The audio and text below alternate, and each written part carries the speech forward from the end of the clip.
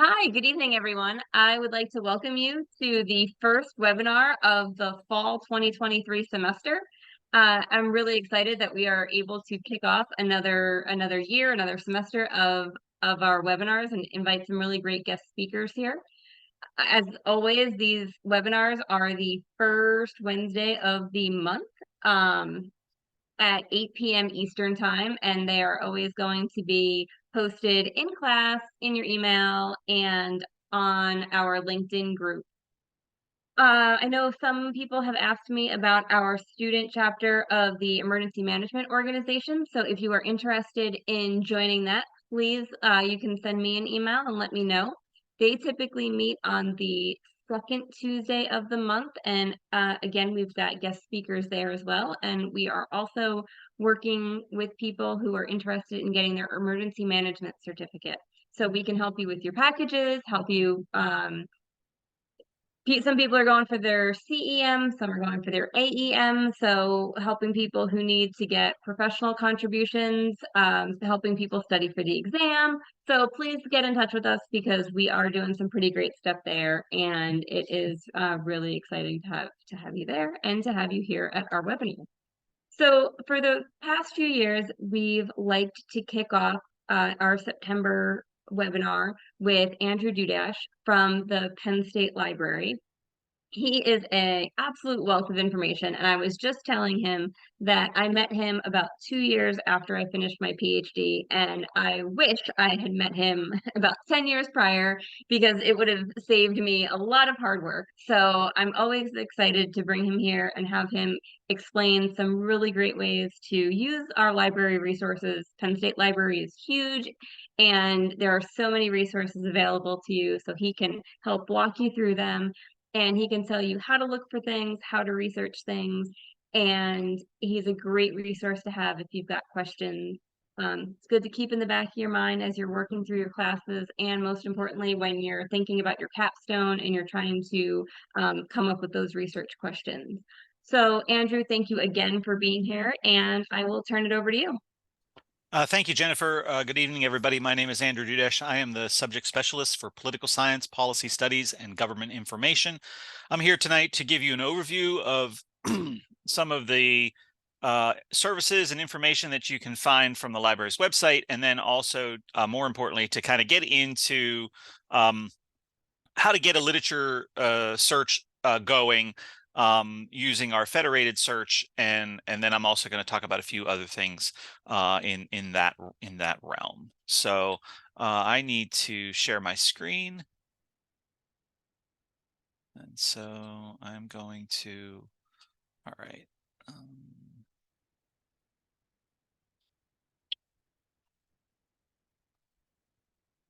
That's not the one I want.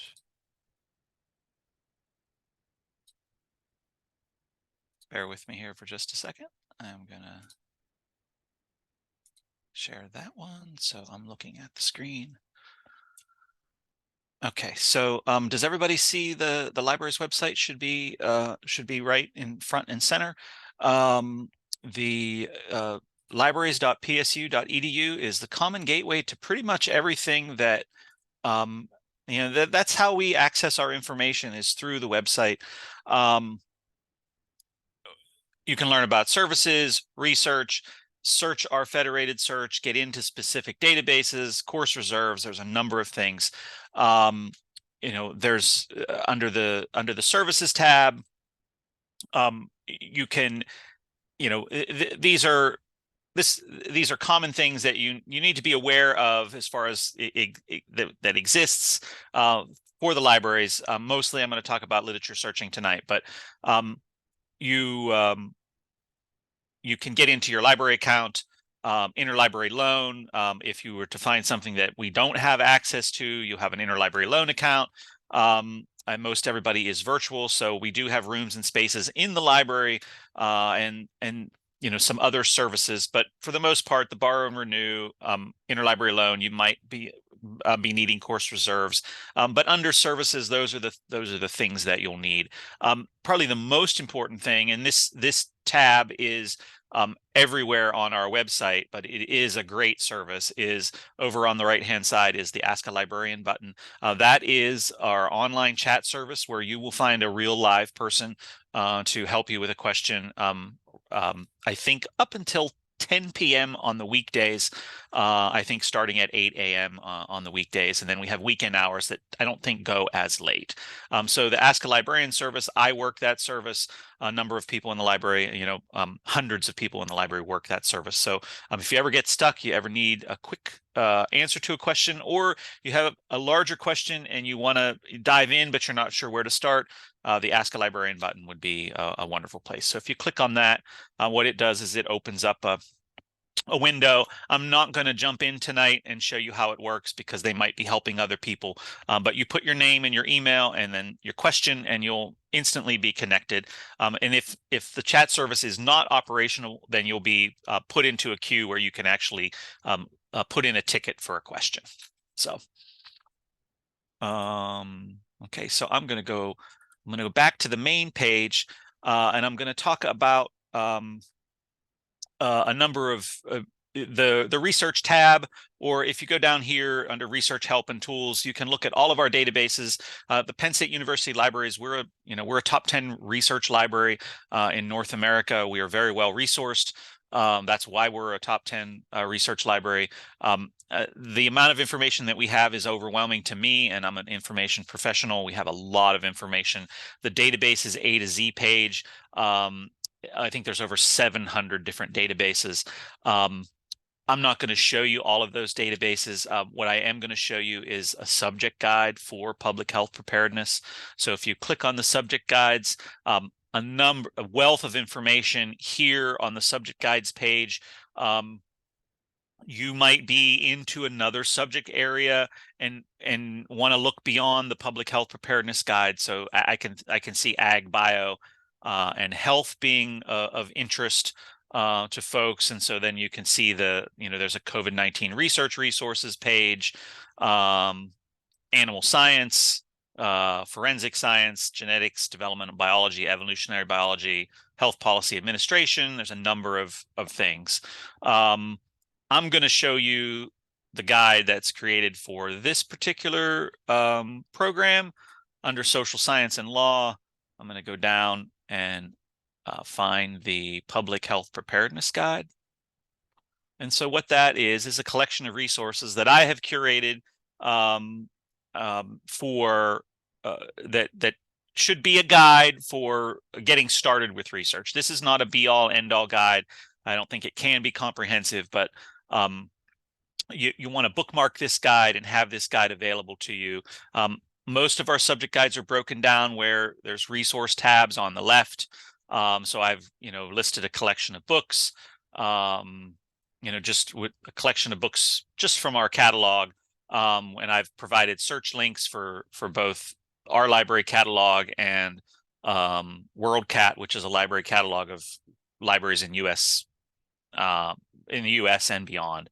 The databases page, a number of databases are in play for public health preparedness. PubMed, CAB abstracts. I've listed Google Scholar, and I will talk about Google Scholar in just a little while. I've listed the toxicology databases, and then and these are databases that we subscribe to, except for Google Scholar, which is open. And then I've linked to the A to Z list that we have. And then I have some government databases, and then some newspaper resources all in the same place. So kind of a one-stop shop, but yet there's a lot more, and I'll talk about that when I start the search. I have a government information tab, which gets you to all the right places that you would think of for public health preparedness, and then there might be some resources that you haven't thought of as well. So federal, state, and local, and so those resources are excellent resources as well. I do have a tab on gray literature. Gray literature is a broad category that refers to information published outside of traditional commercial publishers. So all government information is really considered gray literature. A thesis or dissertation is considered gray literature. Publications from think tanks or organizations, newspaper articles, those are all considered gray literature. And so one of the things that I'll talk about tonight, and I've given some gray literature resources and examples of, but I'm going to talk about our federated search from the main library page, and then I'm going to talk about Google Scholar, because Google Scholar is really one of the nice features about Google Scholar, especially in the public health preparedness arena, is that Google Scholar is great at picking up gray literature where oftentimes library databases aren't so good. So, and I'll illustrate that before we're done tonight. Then I have a tab for data resources. Not a ton of data resources. There's a lot more out there. At any point in time, I would welcome any suggestions from anyone, or if anyone has additional data resources or any other resources for that matter on the public health preparedness guide, feel free to reach out to me and we can talk about how to improve it. And then lastly, organizations I've listed. Again, it's not a be all end all, but it's a good start to organizations in this arena. So if you go back to the home page here, you'll again find my contact information. Email is by far the best way to get a hold of me, and then you can also schedule an appointment with me. I have virtual appointments that I populate. I usually don't have things populated too many weeks in advance, but if you come to the site and I don't have any appointments available, please email me and I can make some appointments available. Also on the main page, I have some resources related to technical and academic writing that I think maybe was requested for a couple years ago that we added these resources. And again, that's some great primers on both technical and academic writing. So that's the research guide. Bookmark that guide. That guide, is again, it's kind of the great place to kind of get grounded and figure out where you want to begin. And you'll also have my contact information if you do get stuck. So, so I am going to now.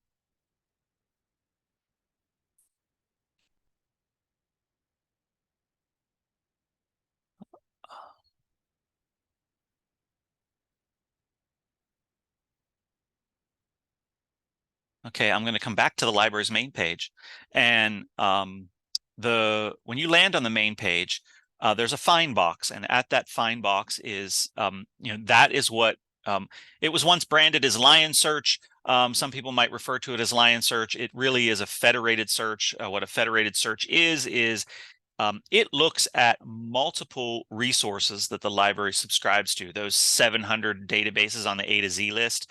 Our federated search looks across a large swath of information that's available from our databases, searches them all at the same time, clumps them by type, resource type, and then gives us the listings.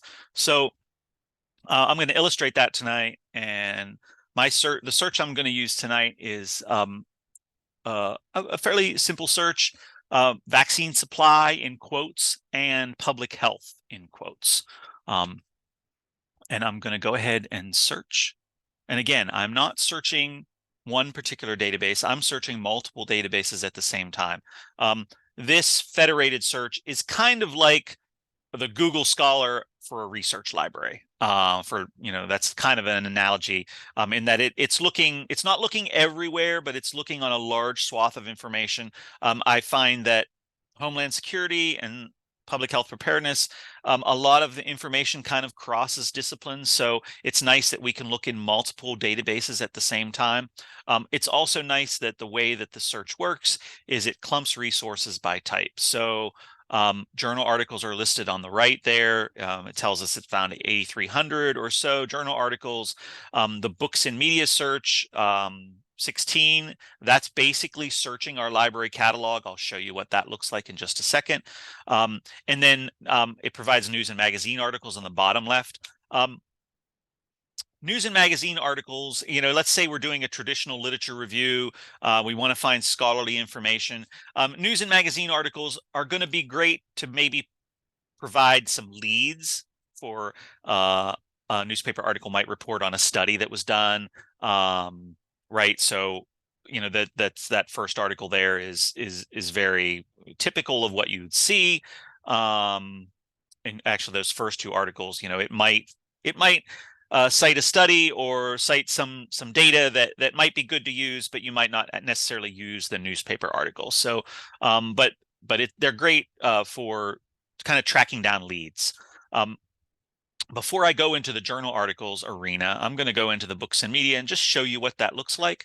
When I click on the see all results for books and media, basically what that's done is we're doing a search in our catalog for vaccine supply and public health. We found 16 records. This is very typical of what you're going to see. Some excellent resources here: U.S. government's role in domestic and global COVID-19 vaccine supply and distribution, an FAQ from Congressional Research Service.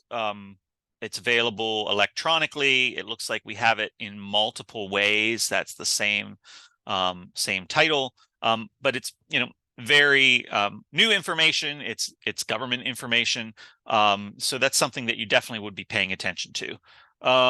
Record number 3 again looks like a report from the Government Accountability Office. Again, another online link. And then here's another something that's very typical. This is a hearing. Looks like a subcommittee hearing. This is older, from 2003. It's on Fiche. So that's kind of also very typical of what you're going to see. Sometimes you'll see the same thing. This is the same hearing from 2003 that was on microfiche, happens to be online as well. So, unfortunately, sometimes we'll see multiple records for the same title. So it looks like that record is in our catalog 4 or 5 times. But this is a very typical resource list of what you'll see when you're querying the catalog, especially for the search that we've done. Because it's a public health, and the government's often involved in public health. So what I would normally do in this particular case, if I'm searching Lion Search, is I would go up to the location bar and I would copy and paste this into a Word document so I could come back to this search, because it doesn't open another window when you click on the books and media. When I click on this see all 8386 results, it opens this window, and we can actually now what we can do is, we're in the area that we want to be in because we're primarily focused on journal articles. And now what we can do is we can kind of get a sense for what we found in the journal article arena. We can narrow, we can save, we can actually craft. We're going to craft a bibliography based on the searching that we do tonight. So I'm going to show you a number of those things.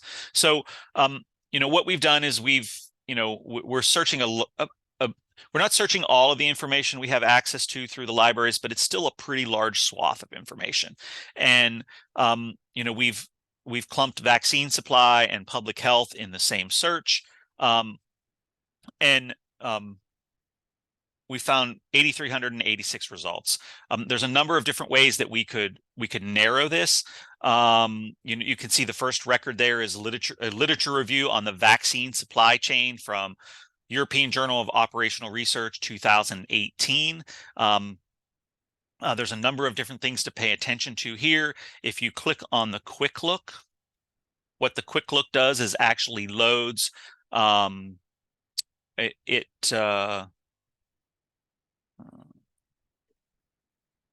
it loads the abstract, and it loads the subject heading. So there's a number of things that you can learn here. This is a literature review on the vaccine supply chain, and I did not do vaccine supply chain. I just did vaccine supply.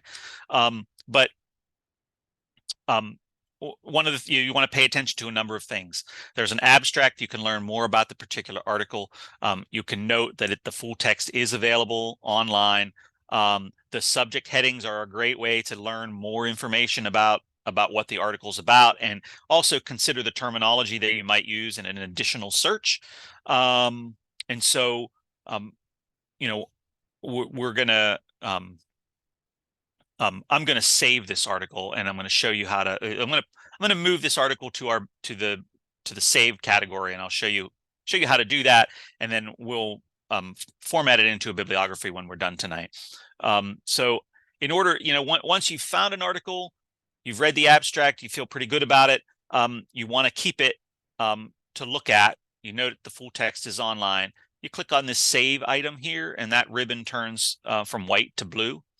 And then what we could do is we can move on and look at other articles in this quick look view using these arrows, or we can X out and kind of come back to this view down here. What I'm going to do for now is I'm going to just tag this, and I'm going to move to the next one. Yellow fever in Angola and beyond, the problem of vaccine supply and demand.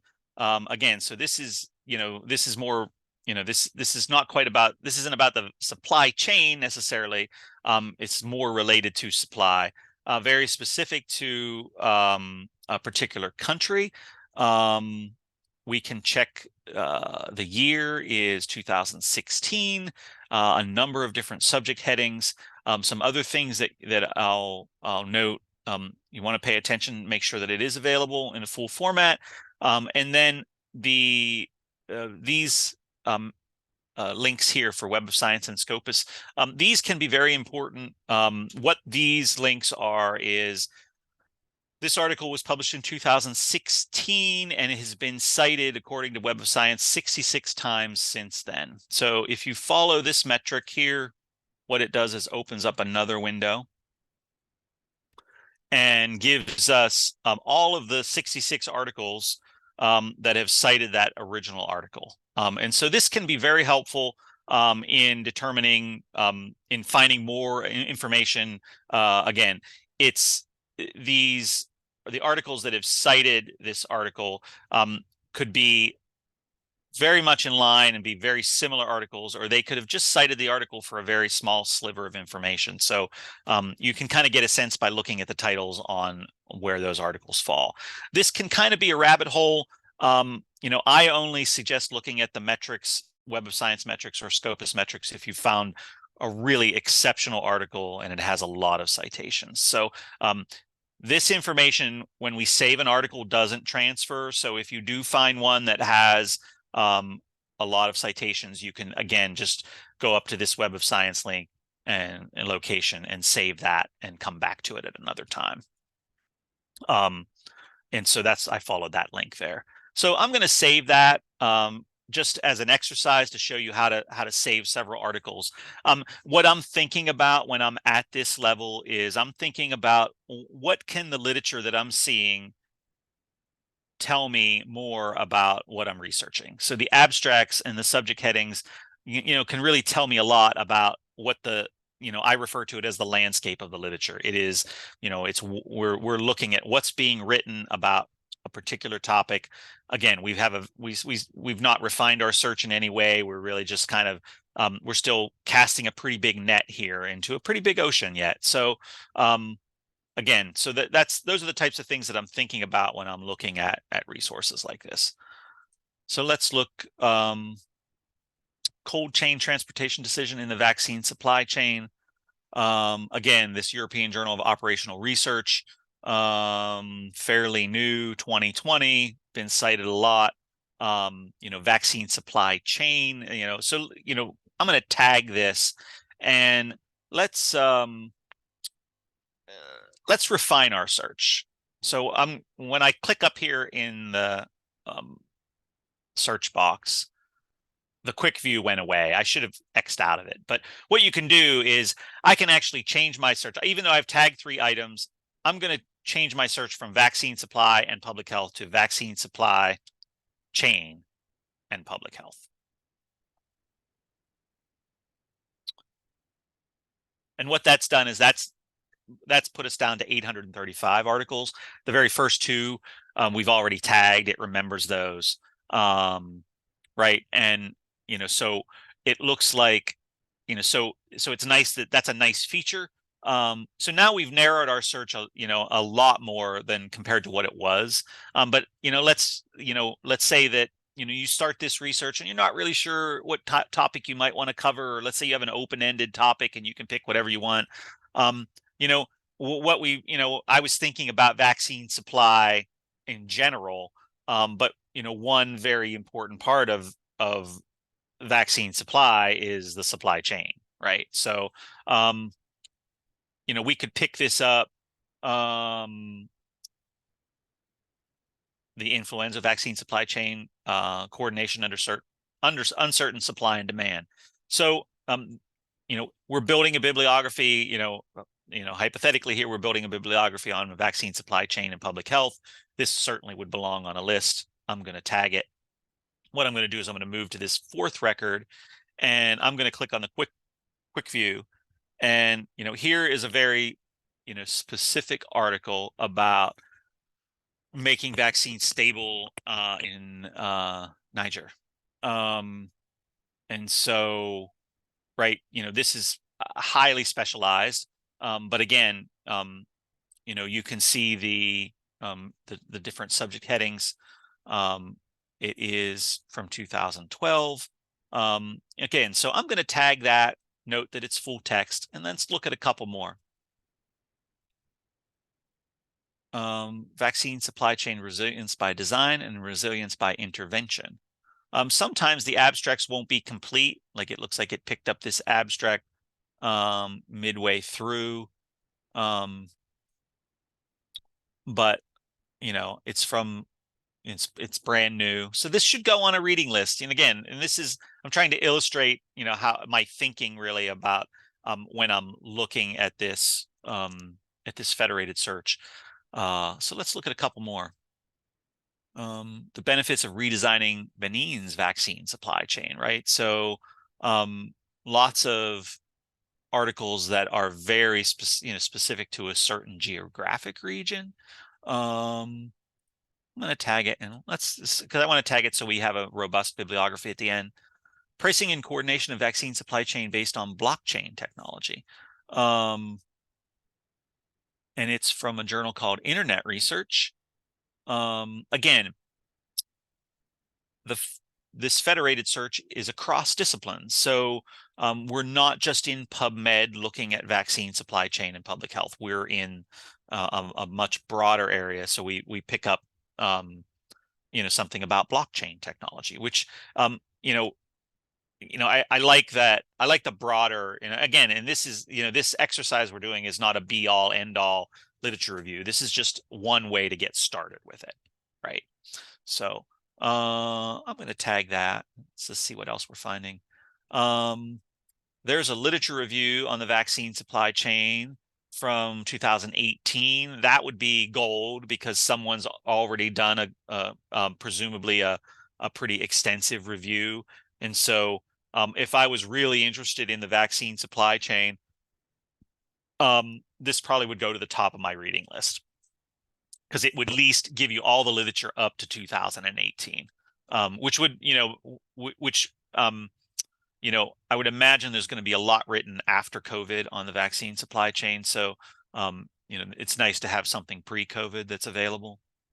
It might be a little bit more manageable. Again, another article from Benin, a highly specialized abstract. Some the economics of drug storage is one of the subject headings, right? So there's some interesting, there's terminology that sometimes you don't think about in these subject headings that you want to pay attention to, and it's easy to pay attention to them when you're in this kind of captive database.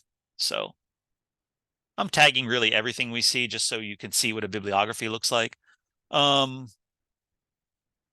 Optimizing energy for a green vaccine supply chain. So let's, I accidentally hit something. Here's one that you'll see sometimes. You'll see this is correcting an original article on mapping the Swiss vaccine supply chain. So somewhere along the way, we would see the original article, or it might be fully reprinted as the erratum. So I'll tag that. Let's see what else we find. Another one from Niger. And so there would be the original, and then they published, some sort of correction to it. So you would want to be aware of that. Oftentimes the correction will be enough to understand what happened, but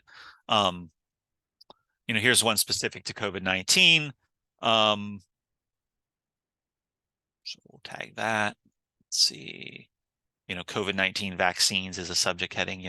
One thing that you can do here, let's say you wanted to I'm just kind of curious, we could follow this link. And what that does is that changes our search dramatically. It only looks at COVID-19 vaccines in the subject field, and you can see we found 38,000 results, and you can see that, it's very specific to the subject terms. You can do that. Now we could add supply chain here, and do a number of different things and get very specific on COVID-19. I'm not going to do that. I just wanted to illustrate what happens when you do that. So I want to get back to our list. And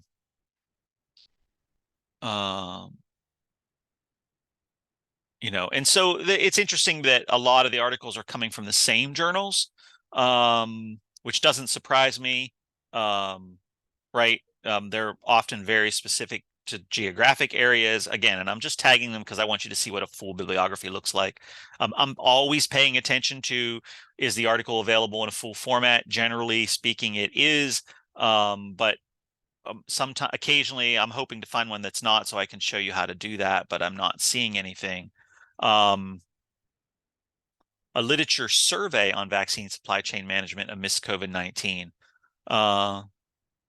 Right. And so that any time that you find an article that someone's surveying the literature, or is a literature review, or is a systematic review, those probably should go to the top of your reading list. I would recommend. So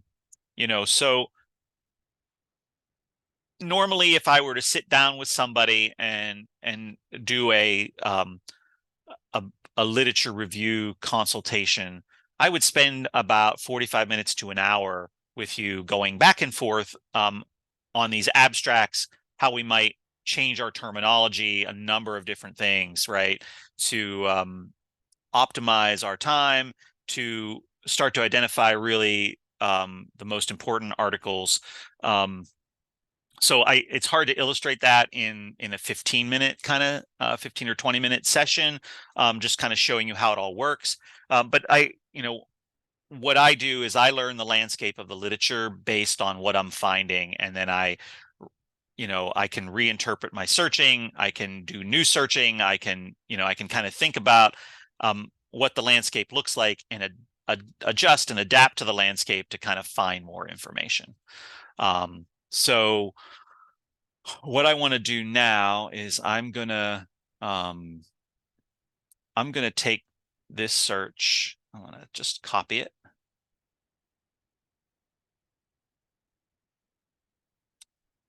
And then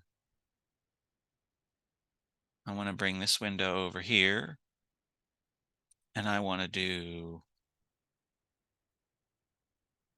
go to Google Scholar, and I want to do the same search that we did in our federated search in Google Scholar. Google Scholar is an excellent resource for gray literature. Gray literature is really, I talked about it earlier, is really important, important information in the public health preparedness and public health arena. And Google Scholar does a much better job of finding gray literature than our library databases do. So I like to use Google Scholar as a complement to our library databases, whether I'm using the federated search or using just one specific library database. It looks like, it depends on the type of search you do, whether you're going to start seeing the same things, right? A lot of these things we saw in our library search. I don't know if we saw them all. Oftentimes the links will be available to the right. And sometimes you'll see a get it at Penn State link, and that what that is the if you're authenticated into Penn State system, it's going to recognize that you are, and it's going to help you find it quickly. Right. Google Scholar also offers a cited by metrics. So the Web of Science metrics, these are not the same as Web of Science because Google Scholar is scraping the web for this data, and Web of Science is doing it much differently. So they are similar. The idea is the same, but the numbers are never going to match up. So this first record here, we follow that. Oh, and so that is a PDF MDPI. I'm not sure of that resource. I think that would be a pretty good example of what I'm talking about when it comes to gray literature. And I don't want to spend a whole lot of time. I was hoping it would just open up rather than download. But most of these look like they are from academic journals. Let's look at another page. There's something from ResearchGate, something from Depository. Again, so let's see if I can find like healthaffairs.org. Right, that's kind of your classic gray literature, or informs.org. There's a good information. It is scholarly. It might not be peer reviewed, but it's really, it's important to tell the story oftentimes with public health and public health preparedness. So I like to use our federated search and Google Scholar as complements. Google Scholar has the advantage with gray literature. Our federated search has the advantage of being able to look at abstracts and subject headings, and a number of other things. So there really should be, they both should be used in the same way. I'm going to go back to our results, and what I want to do is I want to show you how to manage these results. Now we've saved 18. I don't know if the Google Scholar, I don't think Google Scholar really allows you to save items. I don't use it that way. But again, it's a different process. But you could, you can still, there's great information in Google Scholar, and how you kind of manage it is ultimately up to you. But the federated search is a really easy way to manage the bibliography. I've saved items, and so if I click on this ribbon here, what that's going to do is going to load all the 18 saved items, and I'm going to ask it to give that to me in APA style. There's a number of different styles there.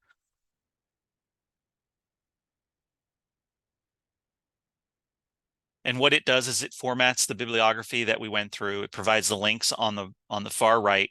And this is available to either export to a citation manager.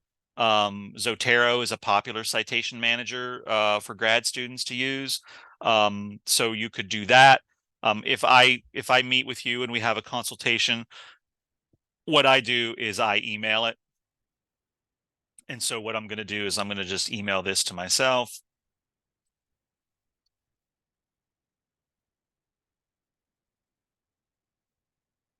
And sometimes I might, copy and paste the search that I did into the message, and then I'll send that, and you'll hear it come in probably in my email.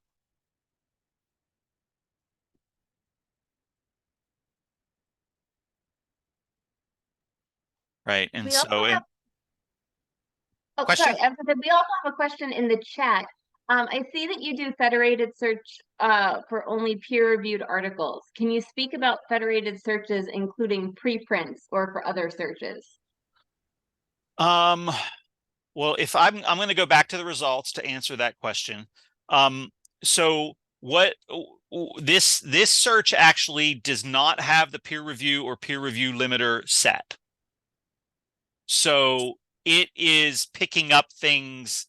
It's not necessarily going to pick up. What was the end of that question again? So Andrew, Preprint. Oh, yeah. So you're touching on but you have touched on the issue. I guess it's a question of what aids are there available to people to select peer-reviewed preprints, quality journals, other things like that Okay. in your Well, and searches.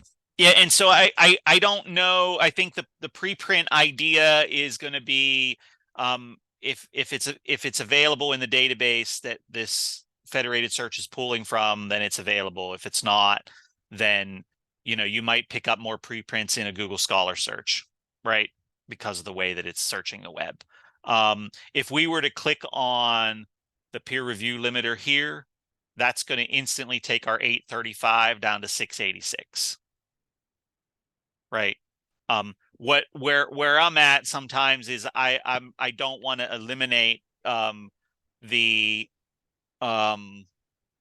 maybe an important trade publication or a professional publication that's maybe not necessarily peer reviewed, right? So if I uncheck the peer reviewed and I do scholarly and peer reviewed, which is a little broader right there, so it's in the middle, right? So some professional organizations might consider their publications to be scholarly but not necessarily peer reviewed, right? That's very helpful. So Yeah. yeah, just pointing out that that is an option within the federated search. Yep. Yep. It is. Okay, It is good. totally right. So, and that's the thing, right? Where Google Scholar excels at the gray literature, our library databases can cut to the chase with scholarly and peer reviewed. Even though Google Scholar is only supposed to give us scholarly, it gives us all that gray literature, which is, isn't technically peer reviewed, but some of it is scholarly, right? So, Right.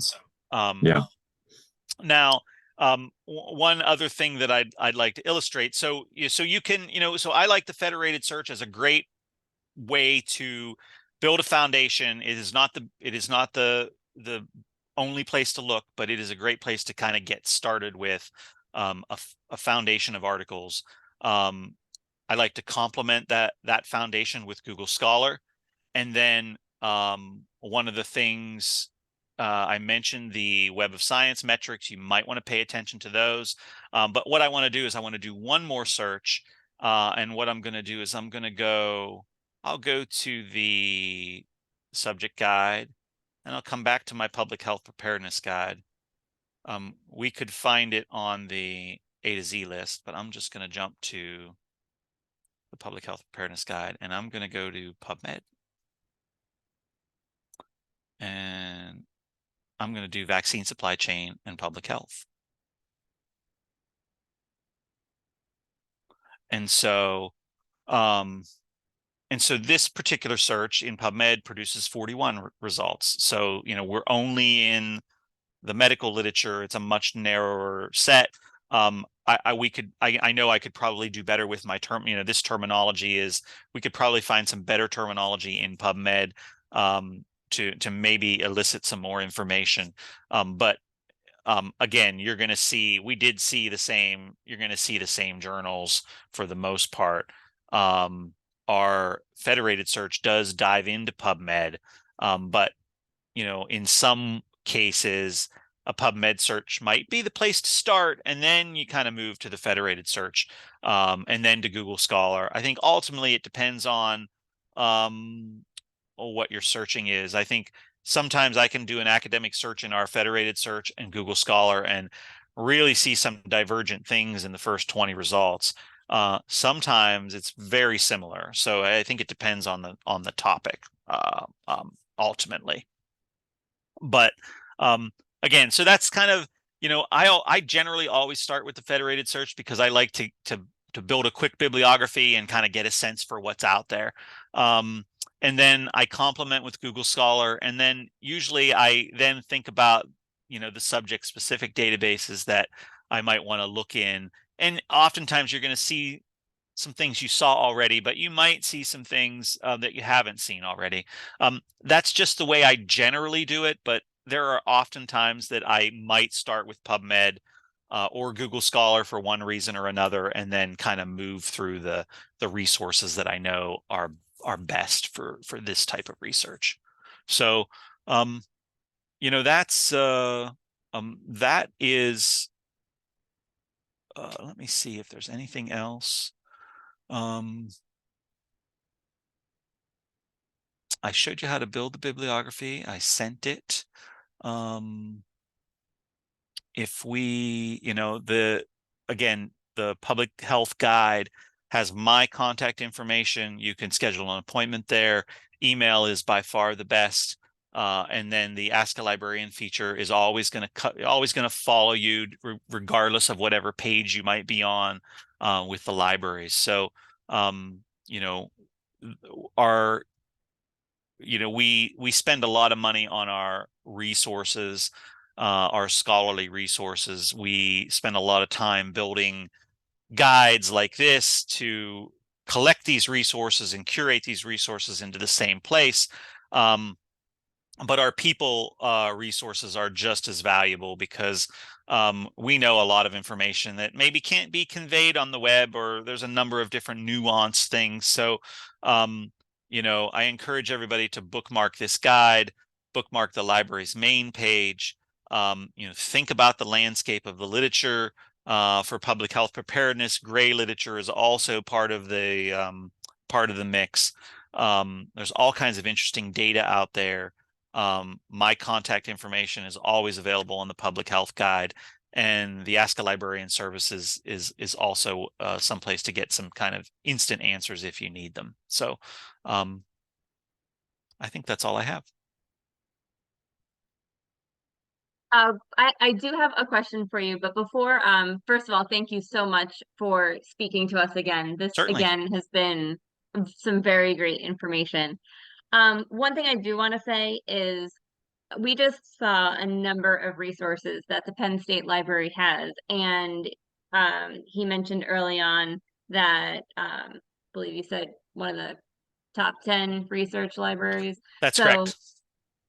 we have subscriptions to a number of journals, a number of everything. So if you have a link from one of your professors or a citation, and they tell you to read something, to research something, and it takes you to a page where they want you to pay like $40 to read an article, please do not do that. Go to the library and look for it. I've had a number of students ask me questions like that. So we are not going to send you to find an article that you have to pay $40 or $50 for. We're not going to send you to pay for articles. So make sure that you don't go down that road. Make sure you are checking the library and taking advantage of all of these great resources that we do have. Yeah. And my question, go ahead. Oh, go ahead. Well, so, and that's great that you point that out, Jennifer. A couple different things here. I was looking for something that was only citation online only, right? And so if I click on, again, we're well resourced. We have lots of full text, but you do run into something that's like not instantly available. So when you see the citation online, generally, I'm authenticated into the system, so it knows that it's me. And you see this request button here. What that does is that basically initiates an interlibrary loan for this particular journal. It auto-populates all of the information. So for the most part, all I need to do is hit submit request, and it will come as a PDF to my email. I might get a text message update. It's super easy, right? Now, the other thing that I wanted to point out is this particular article. Let's say that your professor, gives you a title of an article and you can't find it. I might go to the federated search and search for the title of the article. And then what it does is it gives me that article that we just looked at. And so I could hit this see all results, or I could just jump directly to it. And what it does is it takes me back.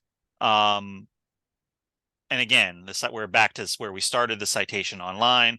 And at this rate, you might tell your professor, hey, the library doesn't own it, but I requested it via interlibrary loan, and I'll share it with you when it comes in, right?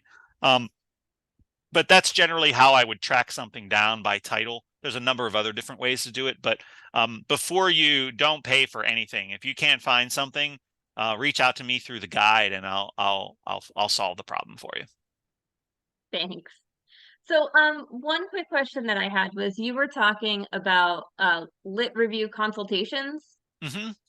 So, could you explain a little bit more about like what kind of one-on-one work you do with students?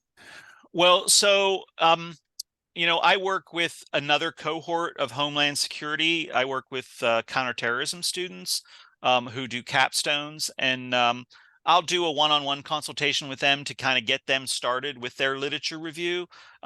Sometimes help them find data, sometimes help them figure out, do I want to do a qualitative approach? Do I want to do a quantitative approach?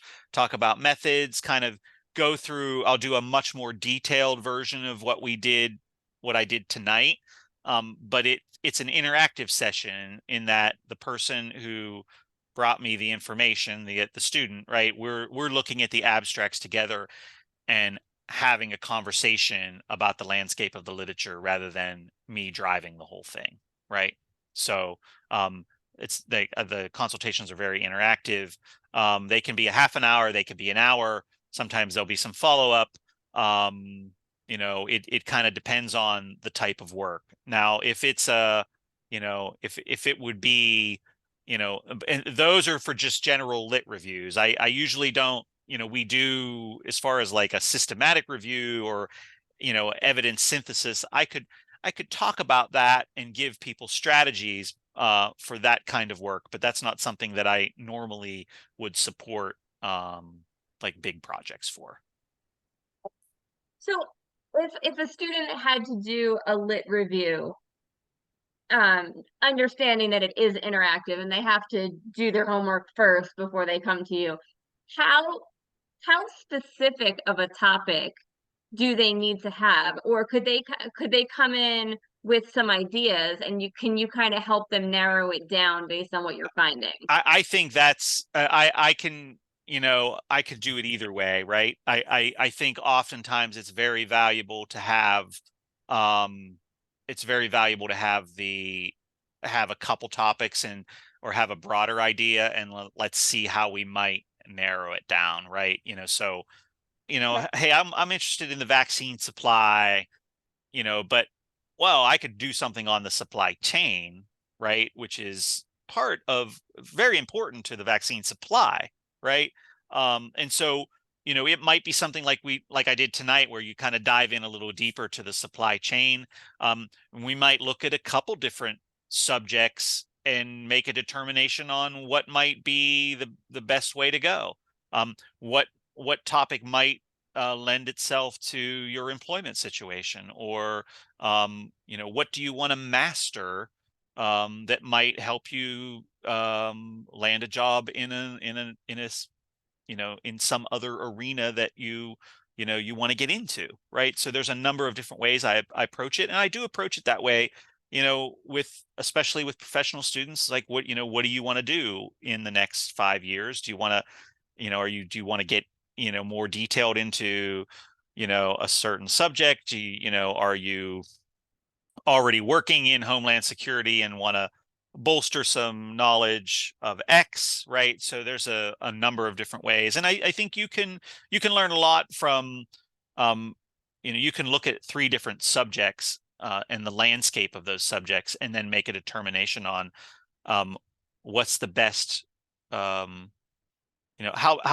do you want to do the paper on, what do you want to do the project on, and there's a number of different factors about why you decide on, and I can help people kind of decipher a lot of that, not all of it, but I think I can, that often comes up. That's great to know. I will definitely be sharing that information.